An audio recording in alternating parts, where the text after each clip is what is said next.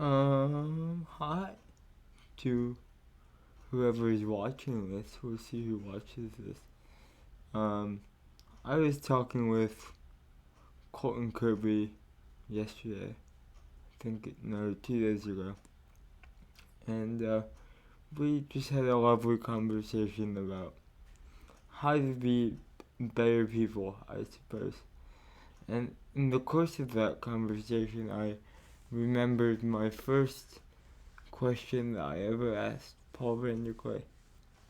And you're going to find out what that question is. And I want this to sort of be a testament to both what Paul has done in my life and how he's left a mark in me, but also Paul's pastoral ability and his ability to rebuke in love and to provide guidance in a way that is startling but not angering.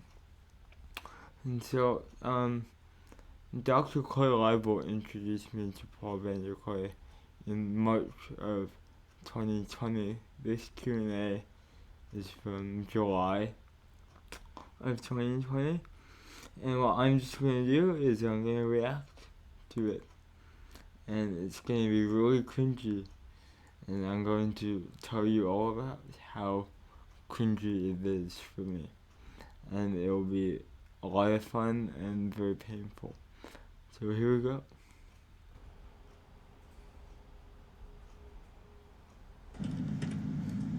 Thank you very much, Paul. That was really well put.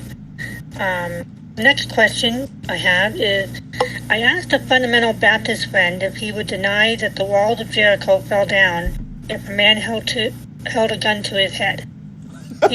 He responded that he wouldn't. Oh dear.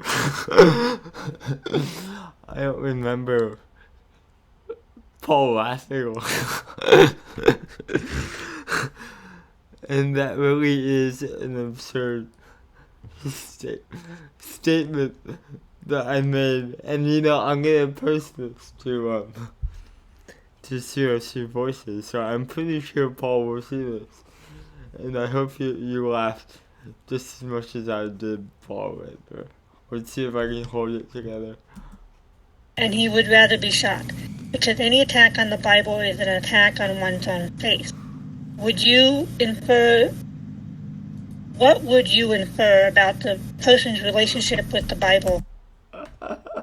And that question, so I remember writing this question, and then the first half is me telling that little story about my exchange with my friend. His name is Josiah, and he'll probably watch this. And then I remember writing that half, and then I got to the point where I needed to write a question. I remember thinking, okay, I need to be sophisticated. I need to write a good question.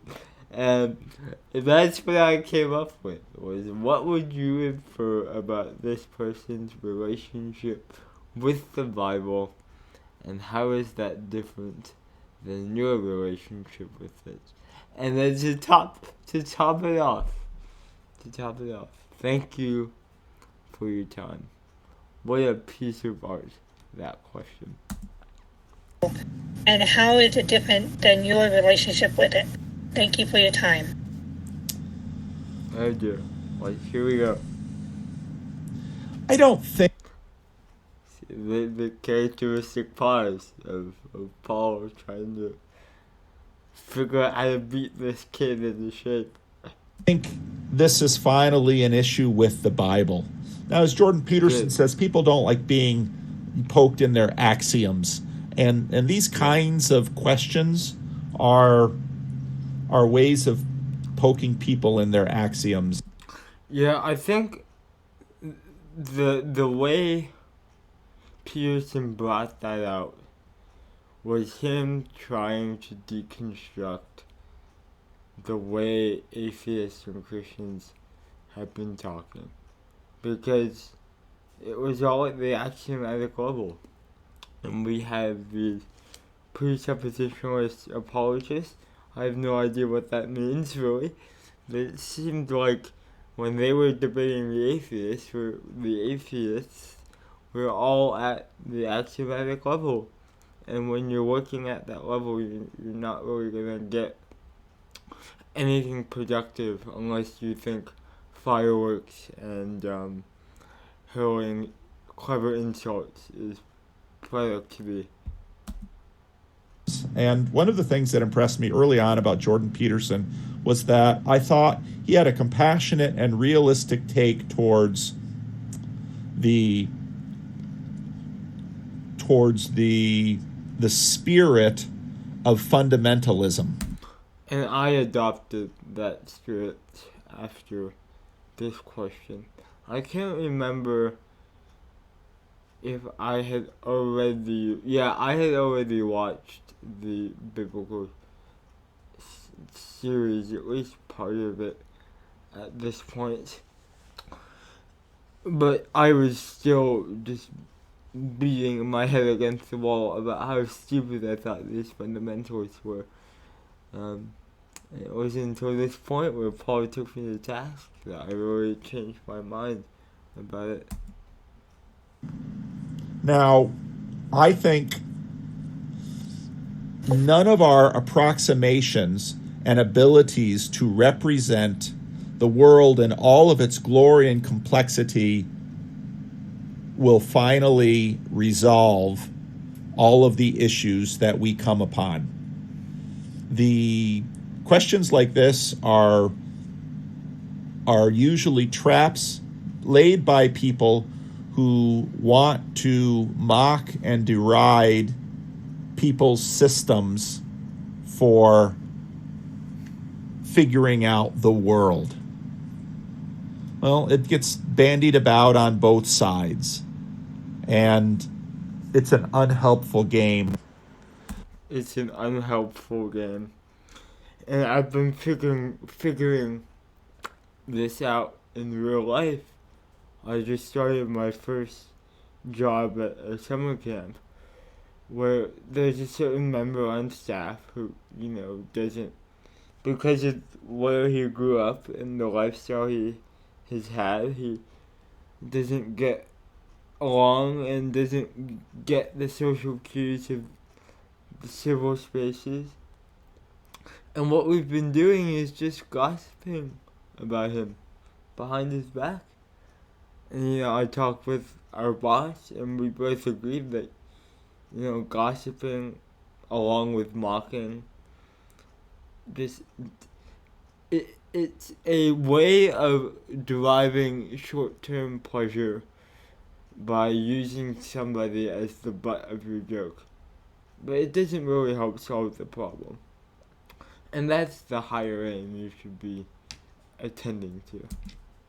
I think we know. What's the goal here? To the best of my knowledge. So the fun thing with the serpent is, how does a serpent talk? Cool. What? And not only that, but why is the serpent? So Paul, I see why you have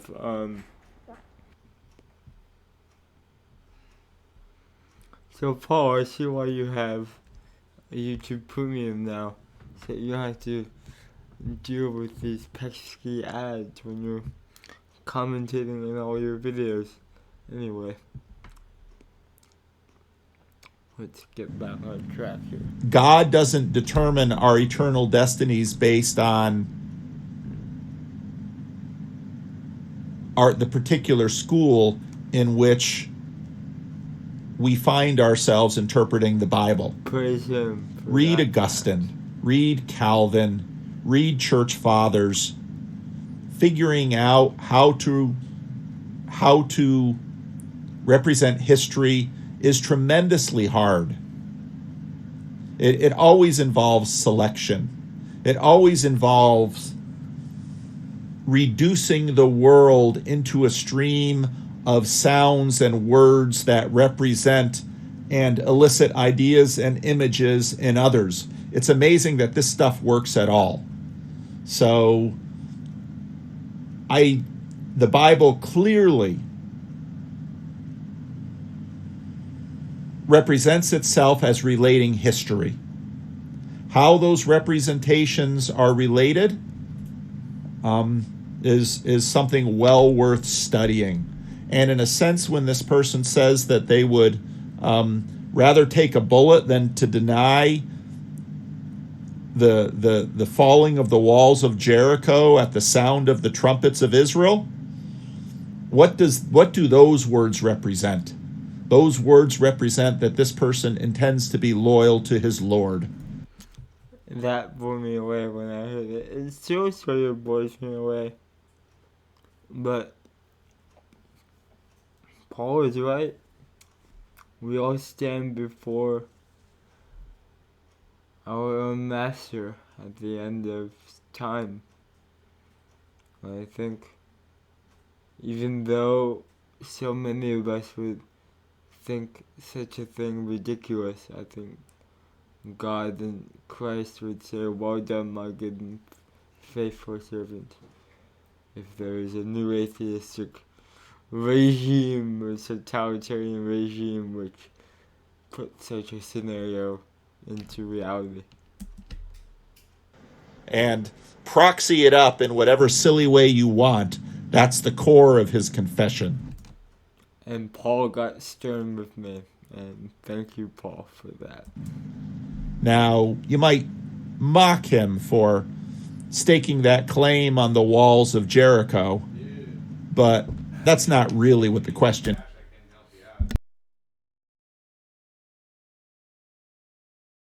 More edits is about, and it's not really, but that's not really what the question is about, and it's not really what the answer is about. And so, these little gotcha games can be fun, but if you understand the game, they're fairly pointless. And they can be fun, right? And, they're fun to play with friends. But you can't base a whole discourse off it. So that's good to know. Maybe we would have a more productive conversation talking about how we attempt to grasp and represent history through language and how we should live.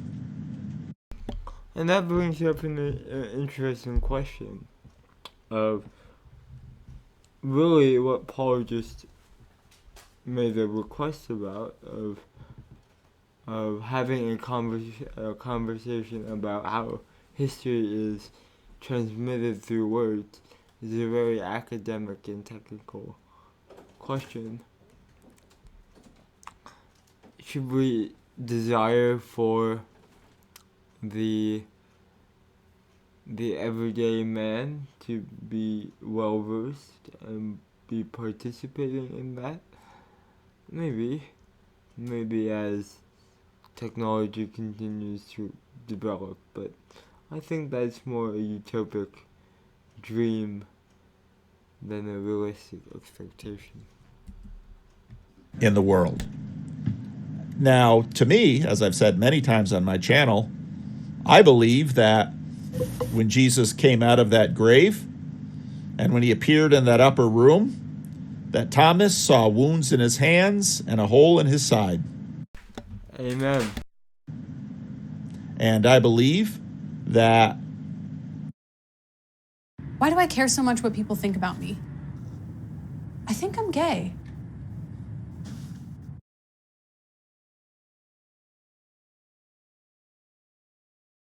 One day, I will see those wounds and those wounds and scar with whatever eyes and whatever mechanisms I will possess at that moment to see him.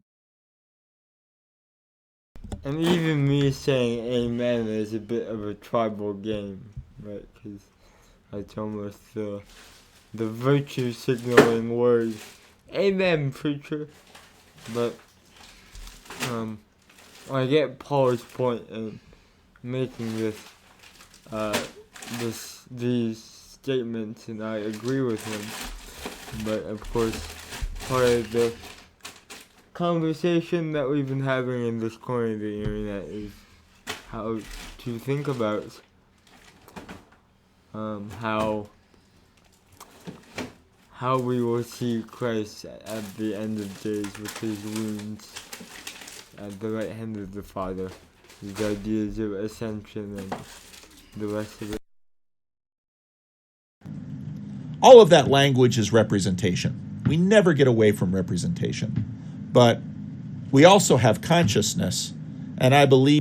And Paul's sharp, because he took Brett Weinstein to task on that, and you're a sharp philosopher, Paul, how you can just pull out an argument like that. Everything, you can't escape representation. I believe that the representation and the consciousness do go together. And so, yeah, that's my faith. And I hope to bear witness in such a way that when I see Jesus, he won't say, "You were ashamed of me." Having said that, in the manifest ways that I sin, I shame him and show my cowardice. So far be it from me to start pointing fingers at a mocked fundamentalist. And may we also be gracious to esteemed elites who see such fundamentalism as infantile.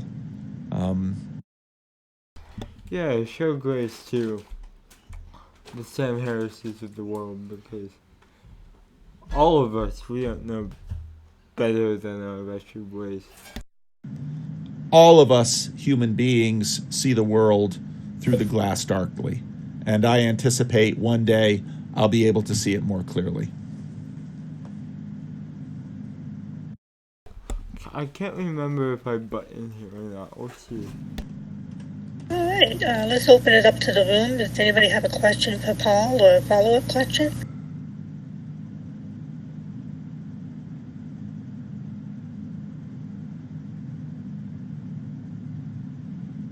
Okay, we got another question from...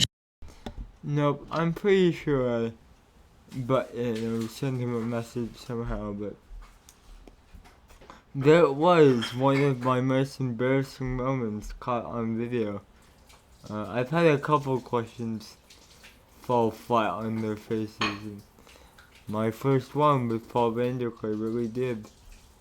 And so it was really healthy to come back and process it, laugh at it, and see how I've grown. So I hope, Paul, if you see this, I hope you enjoy it. And just know that you're doing God's work and lives like mine. So, thank you.